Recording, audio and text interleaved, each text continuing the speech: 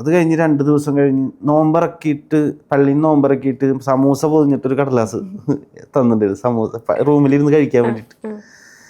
റൂമിലിരുന്ന് സമൂസ ഒക്കെ കഴിച്ച് അത് കഴിഞ്ഞ് ഇങ്ങനെ പേപ്പർ ഇങ്ങനെ നോക്കുമ്പോൾ അതിൽ വീണ്ടും സലാല മൊബൈൽസ് ആ കഷ്ണത്തിൽ.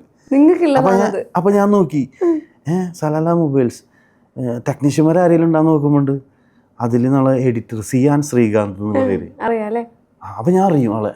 അപ്പം ഞാൻ വേഗം വിളിച്ചു ആളെ. സിയാൻ ചേട്ടനെ വിളിച്ചിട്ട് പറഞ്ഞു, സിയാൻ ചേട്ടാ ഇങ്ങനൊരു പടം അനൗൺസ് ചെയ്യുന്നുണ്ടല്ലോ, എന്തെങ്കിലും പരിപാടി ഉണ്ടാവുമോ എന്ന് ചോദിച്ചു. ദുൽഖറിന്റെ പടമാണല്ലോ അതും. നസ്രീൻ ദുൽഖറും ആദ്യമായിട്ട് ഒന്നിക്കുന്ന പടം. ഗോപി സുന്ദറും ഹിറ്റായിട്ട് നിൽക്കണ്, മനസ്സിലായ?